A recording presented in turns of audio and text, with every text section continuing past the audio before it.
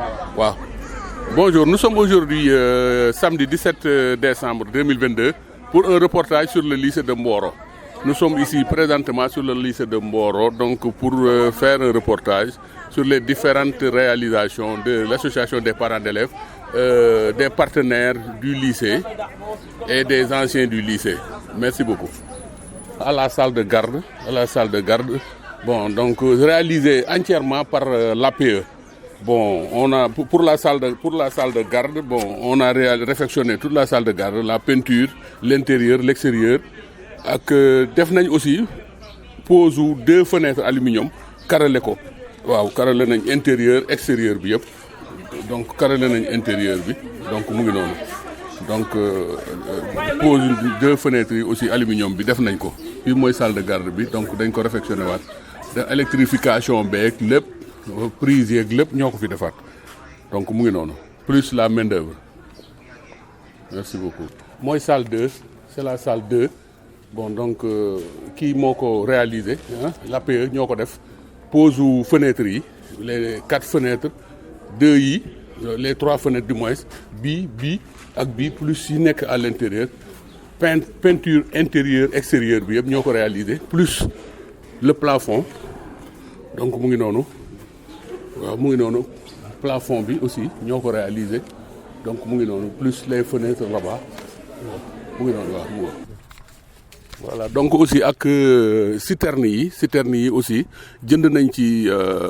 astafurlah de 3 fûts yi genre bi jënd nañ ci 3 fûts de 1000 litres ñu peinture ko ak pose bi ak système de remplissage bi yëpp ñoo ko defar APE moo ko réalisé pour permettre à ce que toilettes di bañ di am ñàkk ndox tout le temps muy am ndox quoi. Ça c'est pour les enfants, pour élèves yi quoi nga xam ne toujours ñu seen toilettes yi day am ndox moo tax ñu réaliser ko quoi. benn nga weti infirmerie ba fële ci kaw dinaa leen ko won léegi ak beneen bi nekk ci deuxième toilette bi fële quoi bi nekk au fond. waaw fii c'est le box de comment dirais-je de la première S1 donc yii lañ fi jot a def ñoo ko aménagé waat ko donc defaraat étanchéité bi peinture ko intérieur extérieur ak électrification bi yëpp carrelé ko aussi donc c'est la première S1, c'est la première S1. beneen bloc sanitaire bi nga xam ne aussi fût 1000 litres bii nii ñoo ko APE moo ko réalisé aussi donc ak système de remplissage bi ak fi ñu ko teg nii actuellement nii waaw mooy deuxième toilette bi nga xam ne moom la moo nekk au lycée mooy deuxième toilette bi première toilette bi laa leen doon won noonu bii mooy deuxième toilette bi donc fût 1000 litres bi mu ñu peinture en noir donc APE moo ko réalisé donc ak système de remplissage bi yëpp quoi. waaw bokk na ci aussi beneen fût 1000 litres bu nekk ci kaw pour alimenter infirmerie bi ak toilette bii nga xam ne waa ODAS suñ partenaires yi ñoo ñu ko mayoon quoi ñoo ñu ko réaliser partenaires yi ñoo ñu ko réaliser c'est pour les élèves aussi donc mu ngi noonu fii 1000 litres la mu ngi ci kaw système d'alimentation baa ngi nii moom moo koy alimenter quoi alimenter toilettes yi ak infirmerie bii waaw infirmerie bii aussi kii moo ko réaliser les anciens du lycée ñoo ko réaliser léegi dinañ dugg ci biir ñu gis infirmerie bi. Bon ñoo ko réaliser ba pare équipé ko donc mais avant loolu bëggoon naa aussi APE aussi li mu fi réaliser parce que dafa xaw a yàgg mooy salle d'archive bii aussi APE moo ko réaliser bii nii salle d'archive la quoi fi lañ denc archive yi APE moo ko réaliser moo ko réaliser entièrement defar ko équipé ko def ci ay étagères et tout ça là. Donc mu ngo clé bi daf fi nekkul moo tax quoi. fii aussi c'est la salle des professeurs lu ñu yàgg bëgg réaliser mais kii nag moom GCO ci suñ partenaires yi ñoo ko financé la nouvelle salle des professeurs. Il y a un restaurant ci biir ngi ci biir donc mu ngi noonu ñu ngi koy waaj a équipé nii donc gis nga ko ni ko GCO équipé defar ñu ko ça c'est des tiroirs yoo xam ne c'est pour les professeurs. Tiroir bu nekk 1 la démarré ba 55 donc ça aussi lii aussi mu ngi noonu tiroir yaa ngi noonu c'est pour les professeurs donc fii restaurant la fii restaurant la quoi waaw c'est pour aussi les professeurs donc fii aussi toilette la c'est pour les professeurs fii la ñuy wax salle des professeurs entièrement financé par GCO la grande coopération ñooñu ñoo ko financé ñoo ko may lycée bi quoi c'est la salle des professeurs c'est la salle des professeurs merci beaucoup.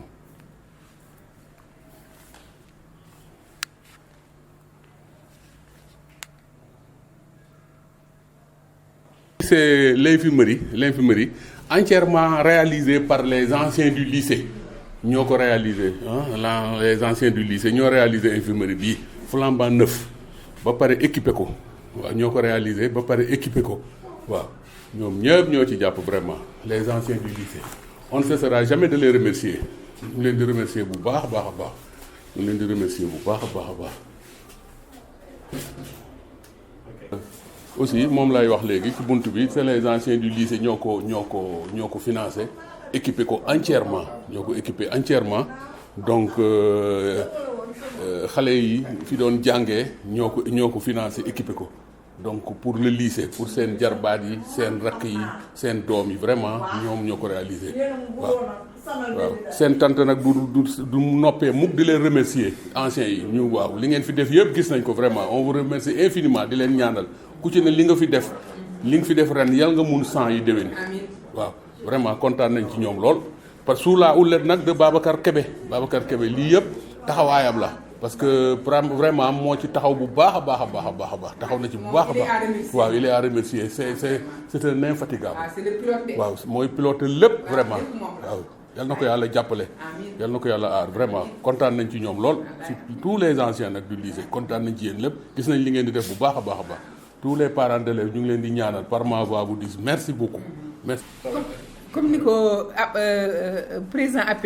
waxee rek du ñu noppee di gërëm ak sant ndax vraiment c'est la réalisation des anciens waaw vraiment ñoo ñu honoré de cette infirmerie waaw un joyau dirait-on parce que ñoo ko financé ñoo ko tabax ñoo ko équipé ba léegi seen loxo jigu ci. Récemment rek samedi passé rek indi nañu ay dons en médicament et indil ma benn nébuliseur ma dolli si en tout cas daal moom on remerciera jamais assez Babacar Kébé parce que c'est lui le pilote waaw moom fekk fee une infirmerie très petite ni ma foog tabaxal la waaw il a dirigé les travaux ànd ak tous les anciens et toute promotion confondue ñu ñëw defar lii ba mu baax vraiment te xale yi ñu ci gis seen bopp waaw ndax ñu ngi ñëw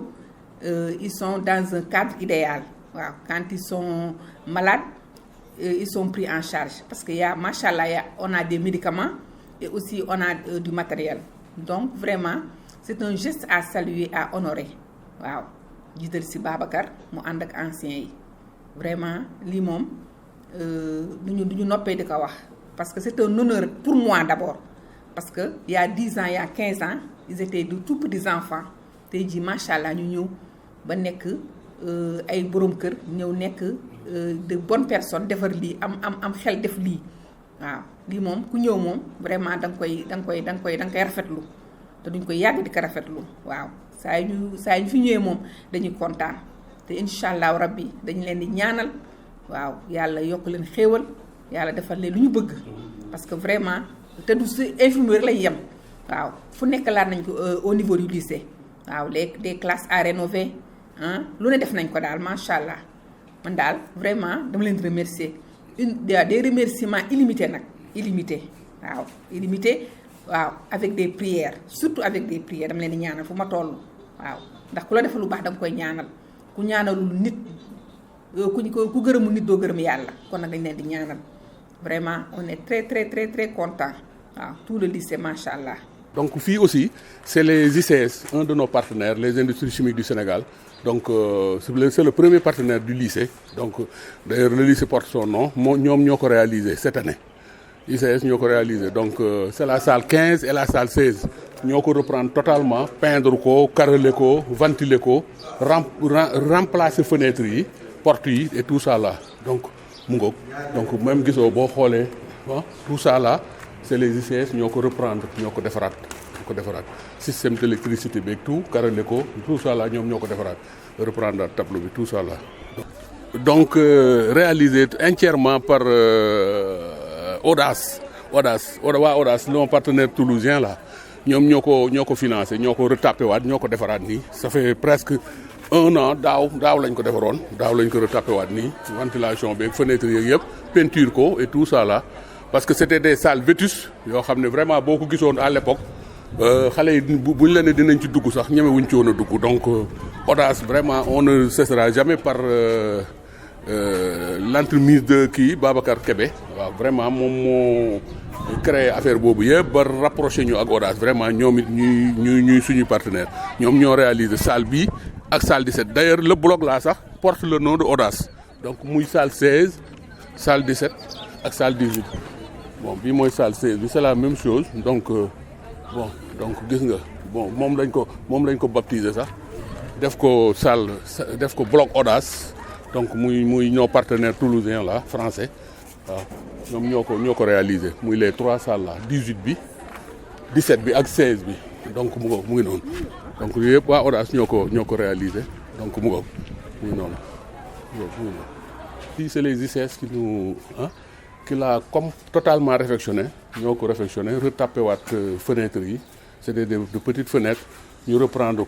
porte yi donc c'est la salle 24 20 25 26 et 27 la salle 25 26 et 27 donc mu totalement repris par les industries chimiques du Sénégal un des partenaires du lycée ñoo ko reprendre donc c'est 3 salles donc mu ñoo ko retapé waat lépp defaraat fenêtres yi portes yi tout bon donc pour le bonheur des enfants donc mu cette année lañ ko defaraat étanchéité bi étanchéité bi sax fekk defar nañ ko bu yàgg parce que loolu APE moo ko defaroon ñoom ñu ñëw reprendre salle yi waaw peinturaat ko changé waat fenêtres yi et tout ça là donc mu merci beaucoup merci aux ICS. Voilà borne fontaine bi aussi 3 lañu fi beneen na nga fële ci kaw ak bii nekk ci devanture lycée bi lii Audace aussi moo ko def fii pour les enfants ñoo ko réaliser xale yi fii quoi waaw pour ñu am fu ñuy naanee ak yooyu quoi ndox mi nag mu ngi jógee ci forage bi quoi c'est de l'eau qui provient du forage moom ci forage bi la jógee en même temps waaw mun nañ ci naan c'est de l'eau potable donc en même temps fii aussi benn teen lañ fi am mooy teeni capp yi c'est pour venir en appoint le comment dirais-je le forage donc fii aussi capp la mooy alimenter pratiquement toilettes yi yooyu yëpp donc kii bi la lañ koy taalee am na beneen aussi buñ ñu may réaliser nañ ko ba pare mu nga fële waaw muy deuxième mu mun a ko kii accompagner waale bii quoi pour que lycée bi à tout moment muy am ndox waaw bu potable bi demee tuuti aussi mais ñoom seen toilettes yeeg yooyu di mun a am ndox parce que waaw man j'ai jugé nécessaire que toilettes yëpp di war a am ndox pour les enfants donc léegi toilettes yëpp c'est un vieux souvenir toilettes yëpp tout le temps il y a de l'eau parce que ñaari cappa ngi fi plus l'eau du forage donc bu ndoxu forage bi coupé capp yi day démarrer boo contacté vële rek fee mooy contact bi soo ko contacté rek l'eau vient dem directement ci toilettes yi waaw ci borne font kii yële citerne yee yu 1000 litres yooyu ma la yóbbu woon léegi di la ko woon nga xam ne APE moo ko réalisé donc mu ngi noonu jërëjëf waaw bon après avoir vraiment vous montrer ce que l'APE a réalisé ak les ICS nos partenaires GCO les anciens du lycée Audace ñoom ñëpp ku ci ne andi nga sa participation ci lycée bi ku ci ne defal nga lycée bi donc buñ leen ko wonee ba pare nag léegi il faut que aussi ñu won leen li nga xam ne moom lañ soxla nag demande population bi aussi ñu jéem a aussi dugg ci biir lycée bi am nuñ intégré pour mun a venir en aide aussi au lycée parce que y a beaucoup de choses qui restent à faire donc voilà gis nga le reste li ñu bëggoon mooy par exemple xoolal salles yi c'est des salles à total réfectionner donc salles yi war nañ ko réfectionner surveillance yi gis nga ko surveillance B ak surveillance A aussi war nañ ko réfectionner donc mu ngoog gis nga ko même bloc scientifique yee nga xam ne aussi Babacar Kébé du ci tay lu ne dugal na ko fa lu ne def na ko fa frigo yaa nga fa matériel kii de physique chimie bi yooyu yëpp mu nga ko fa dugal di jënd par ndànk rek di andi moom du sonn ci lycée bi moom waaw donc mu ngi noonu donc daal vraiment on a des perspectives. Les salles là aussi, c'est à refaire. Bon, les c'est dañu vétustes, donc tout ça, c'est à refaire. Donc, on appelle à la bonne volonté à la bonne volonté des populations. Hein? Ensuite, les autres bonnes volontés aussi, ñi nga xam ne ñoom it ñu ngi fi Mboro lañ dëkk même buñ fi jàngeewul sax ñu ngi fi seen doom yaa ngi fiy jàngee et tout ça là. waaw ñu jàppale lycée bi rek c'est pour les enfants gune yi ñoo ko moom donc buñ ci jàppee rek xale yi seen cadre bi ñuy jàngee vraiment ñu nekk ci dans un bon cadre donc loolu yëpp dafay bokk ci épanouissement xale bi rek quoi merci beaucoup. asalaamaaleykum wa rahmatullah mbokki Mboro ak li ko wër mbokki Sénégal ñu ngi leen di nuyu di leen sant di leen di gërëm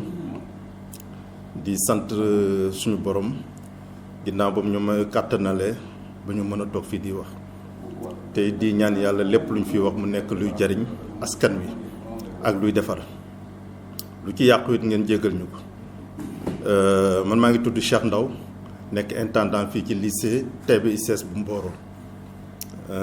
di nuyu tamit suñu naataango yi nga xamante ne yoo ñëw fii taataan si ay xibaaru jàmm ak salaam li ko waral rek mooy am lu fi xew am lu fi am di jàmm ak salaam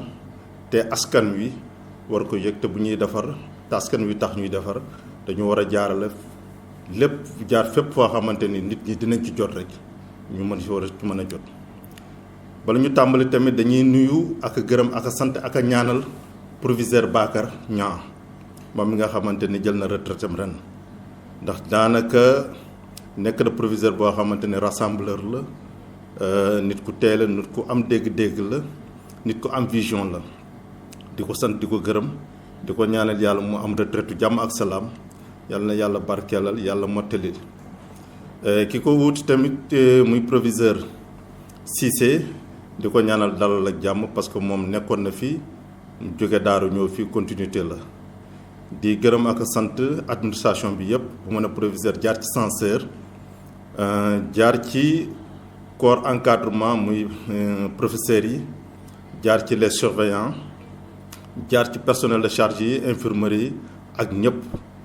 mais nag duma fàtte mukk suñu premier partenaire yi nga xamante ni ñooy lépp l'association des parents d'élèves te ñu gën cee ràññee suñu doyen Moustapha Sarr ak Arona Silla ak Ougari Diaw ñooñu wax dëgg yàlla ñu war a encourager nañu te su ma amoon ndigal sax am dogal am lu may ñaan président de la république dama koy ñaan ñooñu mu décorer leen pour service rendu à la nation. waxtaan bi nag du lenn lu dul lycée bi dafa am nu mu meloon am fu mu tolloon am fu mu jógee am fu mu yegsi loolu nag dafay baax askan wi xam ko askan wi xam naka la ci ndimbalu anciens élèves yi tamit waroon naa ko wax sama njëlbéen waxtaan ñu jara gërëm la ñu jara sant la parce que bu ngeen gisee lycée bi lu war a tolloog 1000 et quelques élèves junni ak ñetti téeméeri élèves yu teg fu ñuy daje te amul fajukaay dafay xaw a doy waar poste de santé infirmerie bi ñu yoroon lu tuuti la woon ab pantre la woon ñi nga xamante ne mosoon nañ fi jaar jàng ba yàlla def alhamdulilah tey ñu am seen i teraanga ñu di leen di woowee les anciens élèves du lycée ñoom ñoo dajale seen i millions dem seet yeneen partenaire booloo tabaxal ñu infirmerie bi mucc ayib boobu ngeen gis di leen di sant encore une fois di leen di ñaanal yàlla li ñu mënoon ren yàlla na yokk bu déwénee ak yeneen at yi di ñëw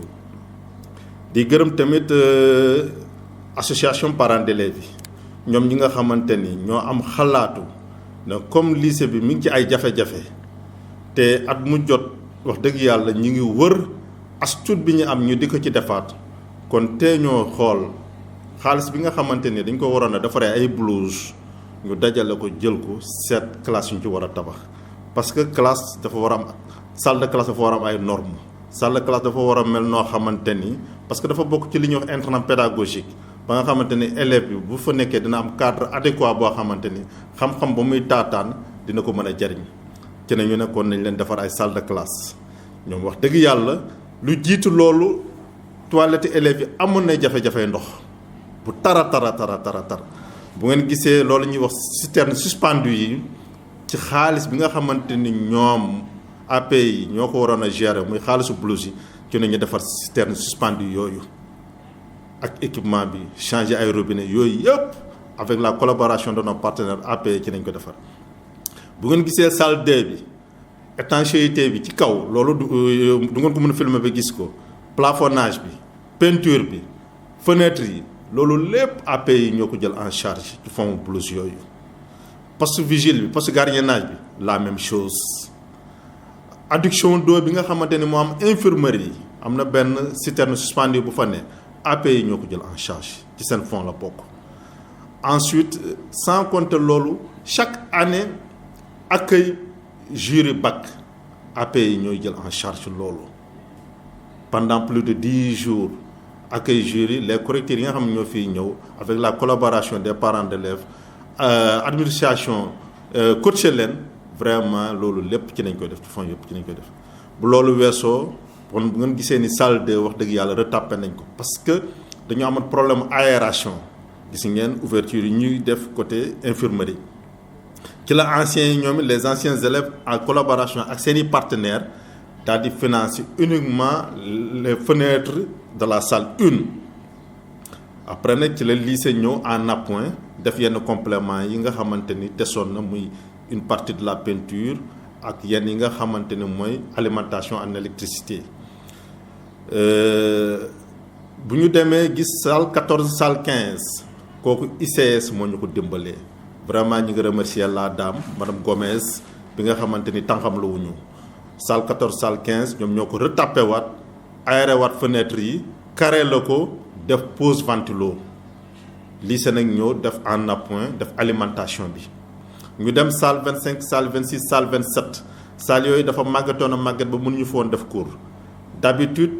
collège nañ ko daan abal bi nga xamante ni dem nañ ba soxla ko daaw nañu ko xawoon a retapé tuuti defar étanchéité bi mais nag mu desoon cadre boo xamante ni nañ mën a accueillir élèves yi jotoon nañ ko peinture noonu ci biir mais ICS tamit bi ñuy ñëwee en collaboration ci partenariat bi ku ne ñu retapé waat salle 25 salle 26 salle 27 yokkaat fenêtre yi aéré waat ko d'ailleurs sax très bientôt dinañ def réception bi ngeen di dugg gis ngeen la nouvelle salle des profs xam nga un lycée bu am plus d'une 50aine de professeurs créés en mai salle des profs bi ñu njëkkoon a am dafa tuuti mu xat donc ci vision proviseur Bakar Niang ñu doon piloté doon coacher loolu bu yàgg a yàgg proviseur Cissé ñëw continuer ko appuyer ko en collaboration distancière ak APE yi ci nañuy ñëw vraiment GCO fournir ñu nouvelle salle des profs boobu bi nga xamante ni nii pratiquement équipement bi des na suñ ko complété très bientôt incha allah dañ ko war a réceptionner li fi am bari na dafa naa CDI tamit ak salle archive gis ngeen ko foofu la urgence bi ak priorité bi nekk sinon suñu jumtukaay yëpp nga xam ne mooy support pédagogique yi livre yeeg et cetera consort yooyu yëpp su ko fi nawet fekkaatee incha allah yëpp ay yàqu wala boog lu ci bari dina yàqu parce que foofu day taa day senn ndox mi day fees foofu dell ci biir kon CDI muy centre de documentation et d'information bi dañ ko war a refeeraat defaraat toiture bi defaraat ko ba mu impeccable élèves yi mën fa dem di fa def seeni recherche parce que actuellement nii boo xoolee pratiquement genre salle de réunion la rek te loolu taxu ko woon jóg même salle archive bi ni mu waroon a melu ko parce que salle yooyu dafa waroon a am climatisation boo xamante ni mooy tax outils ya fa nekk ak document pédagogique ya fa nekk ñu mën koy conserver donc nag yooyu yëpp dafa xaw a tumaranke dafa xaw a manqué bu ngeen seetloo suñu bloc scientifique yi ay anciens tamit lancé waat nañu ni mais ñu ngi à l'écoute que ñu refeeraat ko parce que jamono jii ñu toll ñu dem ba salle de préparation des professeurs de PC et SVT kenn carré la wu ko loolu xel mënu ko nangu donc fii su doon ñu amoon lu ñu gën a toutes les salles nañuy carrelé parce que bu ngeen seetloo ni jamono ji léegi kenn wérul rawatina xale yi ciment bi au fur et à mesure nga ciy dox di am usure te loolu mën na nekk mën na jox xale yi ay feebar kon bu ñu soñoon salle yëpp nañuy carrelé bu ñu soñoon salle yi nga xamante ne aération bi dafa des ñu yaatal ko kooku ci priorité yi ci urgence bi la. maintenant sànq maa ngi wax bloc scientifique bi mooy salle 10 salle 11 ak les 2 surveillance cadre bi ñu mel c'est pas accueillant donc dafa laaj am ñu ci jàppale anciens yooyu bu ñu ñëwee en appoint bu ñu amee ñeneen ñu ci jàppale cadre boobu ñu mën ko vraiment defar ba nga xamante ni ña fay liggéey dañ nekk ci condition yu mucc ayib yeneen salle yi filmé ngeen ko gis ngeen ko de léegi sax da nga naan est-ce que lii du poulailler vraiment ci lycée bu toll ni lycée Taïba ICS foo nit ñi xam ni lycée bi keneen du jóge bitim réew ñoo di ñuy jàppale keneen du jóge feneen ci Sénégal ñoo di ñuy jàppale ndax boo ne lycée Taïba ICS dañ naan Taïba ICS entreprise bu toll ni moom lycée bi jeexalul dara wante nag bonne volonté yi nga xamante ne ñi ngi ci dëkk bi duñ leen fàtte nañu continuer di leen di jàppale dina am ñu tuuti ñu ma ciy lim bari na sax ñoo xamante ni def nañ ci seen loxo lu mel ni Paul Toupé bi nga xamante ni jàppale nañu ñuy karale ci carrelage infirmerie bi lu mel ni Lamane Jiite moom it def na ci loxoom lu mel ni docteur Dieng nga xamante ni moom ñëw nañu en appoint deuxième puits forage bi mu indil ñu ko mel naa nag réalisation yooyu en terme de réalisation la perspective yi bëggoon nañu vraiment am benn réservoir d'eau boo xamante ni dañ koy installer di filtre ndox mi élèves yi di am de l'eau potable à chaque instant bu loolu weesoo fii dafa tumuraanke li ñuy wax li pratiquement lycée yëpp da ko am mais lycée Taïba ICS amu ko muy amphithéâtre wala salle multifonctionnelle salle boo xam ne lu mu bon mën naa dajale juróomi téeméeri nit 500 personnes amu fi ci lycée bi kon nag loolu bokk na ci priorité yi bu ñuy jàppale woon am nañu benn projet d'école boo xamante ni des na tuuti ñu mettre ko en œuvre mais nag financement bi ak yeneen ak yeneen yi ci war a ànd kon loolu bu ñu ci jàppale woon daal dina nekk loo xamante ni dina am solo leneen li ci des it mooy terrain EPS bi ñu bari foog nañ ni bokk ci mais ci la bokk ay apprentissage nañ fay dérouler mais gis ngeen terrain bi ndànd foy la fu waay jaar loolu non seulement personnel bi fa nekk ak élèves yi nekkuñu en sécurité kon lycée Taïba ICS mérité wul loolu war naa am terrain bu mucc ay bien clôturé mu am ay toilettes ci biir am ay vestiaires de professeurs ci biir parce que fi njàng tollul la peut-être soo ko dee wax ñu naan da ngay rêver mais encore une fois lycée bu toll nii wax dëgg yàlla terrain éducation physique bi war nañ koo mën a clôturer élèves yi am seen i toilettes foofu professeurs yi am seen i toilettes ak seen i vestiaires ñu mën a jàngale ci cadre boo xamante ni wax dëgg yàlla seen xel dina dal.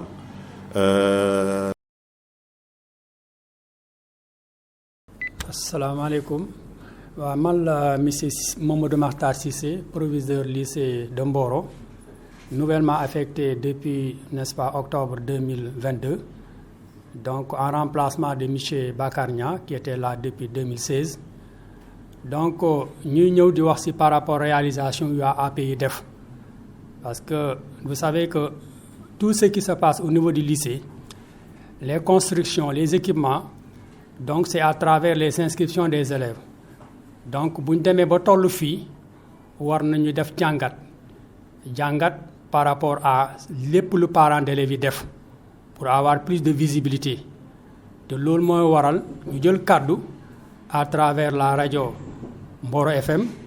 et n'est-ce pas le site d'information Vital TV pour vulgariser tous les travaux qui se sont déroulés au niveau du lycée parce que parents d'élèves yi quand même c'est une cotisation yi ñu def chaque année ça entre dans ce sens donc nous en tant que chef d'établissement en présence de monsieur Sarr président de l'APE bi def liggéey bu mucc ayib parce que man fi laa ko fekk il a travaillé avec mon prédécesseur donc un gars très disponible très ouvert mais aussi très engagé pour le développement de l'école donc bu ngeen fi ñëwee sur l'invitation de l'APE c'est surtout pour la visibilité des efforts et des travaux qui ont été construits donc di ko rafetlu vraiment parce que bëggoon nañ parent bu nekk ñu toog ak yow wax la lépp lu ñu fi réalisé mais loolu nag mënta nekk et la meilleure manière de faire passer l'information c'est à travers les médias donc ñu ngi leen di remercier de votre présence donc travaux yi nag lii ci mën a wax président APE moo ma si gën a mën a am kàddu parce que moom moo nekk du début à la fin man ren laa ñëw defaguma fi 3 mois mais mën naa si wax lu tuuti lu ma si fekkee ak lu ma si yëg par rapport ak travaux yi am na yoo xam ne c'est l'APE lui-même qui a dirigé les travaux sous la supervision de l'intendant qui est le conservateur des deniers publics mais aussi sous la supervision du conseil de gestion parce que lépp lu ñuy dogal c'est le conseil de gestion d'établissement moo koy dogal bu ñu demee ba tëral këyit bi dañ naan lii lañ bëgg a def en dehors des dépenses incompressibles maanaam assurance sport scolaire yooyu nga xam ni dañ koy génne li des ci école bi lay des parce qu'il faut parents yi xam ne 10 000 francs leen joxe mais si 10 000 francs yooyu ñu joxe pratiquement 5 000 francs yi dañuy dem maanaam dañ koy fay assurance fayee ko sport scolaire fayee ko inspection médicale des élèves et cetera et cetera donc 5 000 francs yi dañuy dem 5 000 francs yi fi des moom la ñuy def si école bi mooy réparation machine yi mooy defaraat salle de classe yi et cetera et cetera donc effort yooyu bu ñu ko demee ba def ko donc dañ koy rafetlu di si remercier comme ni ko l'APE tous les parents d'élèves à travers monsieur Sarr nous les remercions gis neen seen engagement sur au nom de l'école donc am na lu ñu fi def nag li may yëg salle de classe numéro 2 donc il a été entièrement financé par l'APE le fonds de l'APE am na aussi d'autres partenaires qui accompagnent l'école en dehors de l'APE mais moi je dis que l'APE c'est le principal partenaire donc moo tax ñu oo leen pour parents d'élèves yi mën a yëg lépp lu ñu def ci école bi en dehors de l'APE il y a les anciens du lycée donc vous savez que le lycée a formé beaucoup de cadres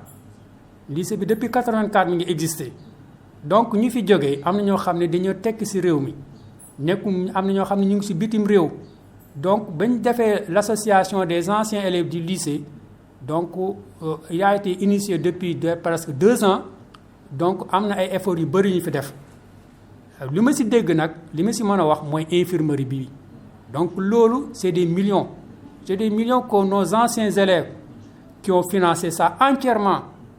n'est-ce pas donc loolu ça a soulagé la santé des élèves parce que benn cabine bu ndaw moo nekkoon fii élèves yi dañ ñaan daanu mënuñ leen di jël en charge il fallait construire une nouvelle infirmerie ça a été construit en un temps record très record donc nous félicitons de manière entière et très satisfaits des anciens élèves en commençant monsieur Babacar Kébé kooku nag vraiment war nañ ci attardé wu tuuti parce que man xam naa ko avant may ñëw Mboro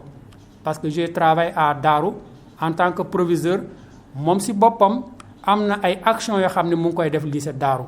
sur le plan de l'addiction en eau donc ba ma ñëwee Mboro gis ko aussi mi continuer mun a proviseur en tout cas yow xam naa la on va continuer à travailler ensemble et bien sûr nous allons travailler ensemble avec tous les anciens du lycée pratiquement chaque mois nga gis benn ancien bu ñëw financer ñu benn action pas plus que hier la semaine ici une ancienne élève du lycée est venue apporter un lot de médicaments très très important il y a aussi des anciens qui ont décidé de reconstruire les 2 labos et les 2 surveillances donc loolu yëpp anciens élèves la ils ont aussi financé des actions yoo xam ne mënuñ si gudd en détail mais je crois que de manière générale ils ont beaucoup fait au niveau du lycée beneen partenaire bi mooy Audace c'est aussi des anciens qui sont à l'extérieur ñoom ils ont financé la salle 1 entièrement reconstruite avec des fenêtres des portes et le plafond donc ils ont fait pratiquement beaucoup d'investissements au niveau du lycée bon bien avant ça beaucoup d'actions ont été faites par cette association ensuite il y a aussi GCO je crois que ñoom ils nous ont apporté la nouvelle salle des professeurs salle bu fi nekkoon fii li mënoon accueillir par rapport à l'augmentation du nombre de professeurs il fallait trouver une nouvelle salle moo taxoon lorsque lañ leen abordé sous le magistère de monsieur Bakar Nia ñu ne dañuy financer la nouvelle salle bi ils l'ont construit en un temps record ba pendant les vacances terminées on attend maintenant l'inauguration donc nous les remercions vivement nous remercions aussi les ICS parce que c'est un partenaire de très longtemps parce que quoi que l'on dise c'est eux qui prennent en charge le gardiennage c'est eux qui prennent en charge une partie de l'électricité c'est eux qui prennent en charge pratiquement les hommes de charge n'est-ce pas donc aussi c'est des partenaires très très très importants au niveau du lycée nous les remercions vivement nous remercions de manière générale tout le monde n'est-ce pas les élèves aussi ils sont engagés les professeurs nous les remercions parce que aussi Mboro fait de très beaux résultats je crois que vous avez n'est-ce pas supervisé beaucoup d'émissions au niveau du lycée à travers les résultats yooyu nag lu ko waral mooy l'engagement d'abord des parents l'engagement des élèves mais aussi surtout l'engagement des professeurs et de l'équipe d'encadrement de l'administration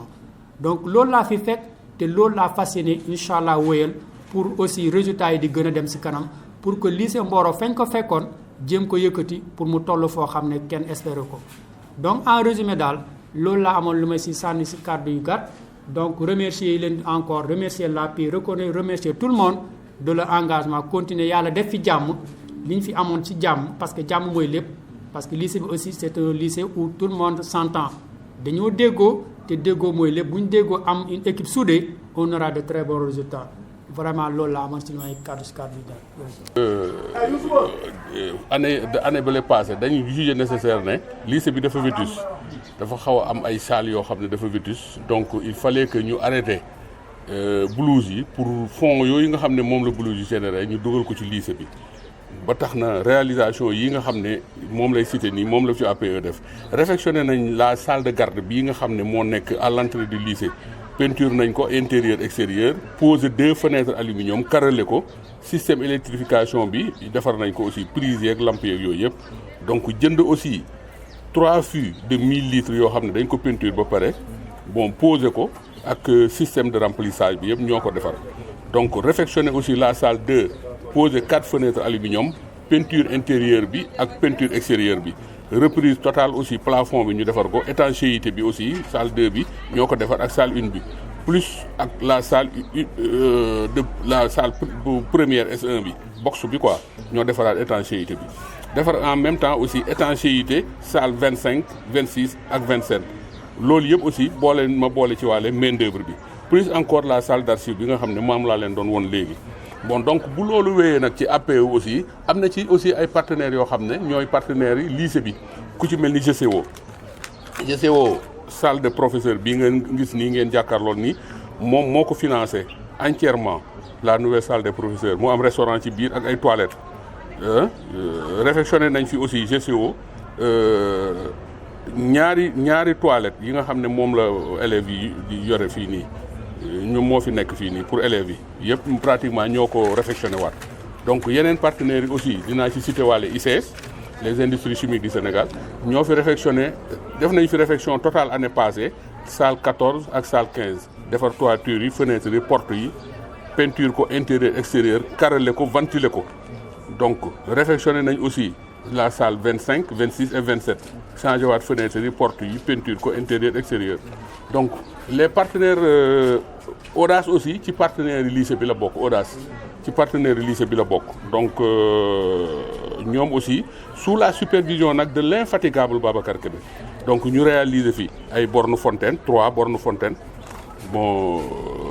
defar fi beneen 3e toilette defar fi mu am boo xam ne 4 box yi ñoo ko ñu ci la bokk toilettes yi ak électrification bi peinture bi ak carrelage bi réfectionné aussi totalement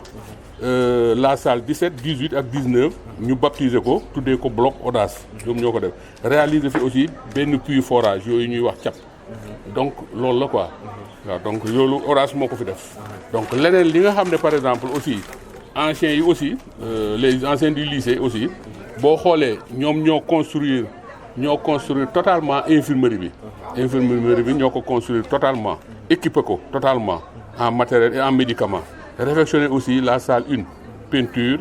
ak fenêtre aluminium yi fa nekk ñoom ñoo ko fa def donc en grosso modo daal réalisation yooyu laa xam ne ren cette année def nañ ko fi donc di ñaan nag di demander aussi am na yeneen perspective parce que am na yeneen salles yoo xam ne aussi c'est des salles yoo xam ne yu ñu war a defaraat la parce que lycée bi aussi am na salles yoo xam ne war nañ ko defaraat donc ñu demander rek partenaires yi nga xam ne ñooñu doon appuyer ak ñeneen ñi nga xam ne c'est des bonnes volontés ñoom it ñu jàpp ci lycée bi pour le bonheur des enfants parce que liggéey bi ñuy liggéey yëpp bëgg école bi la rek bëgg dimbale doomu aadama bëgg dimbale xale yi parce que ñoo leen jur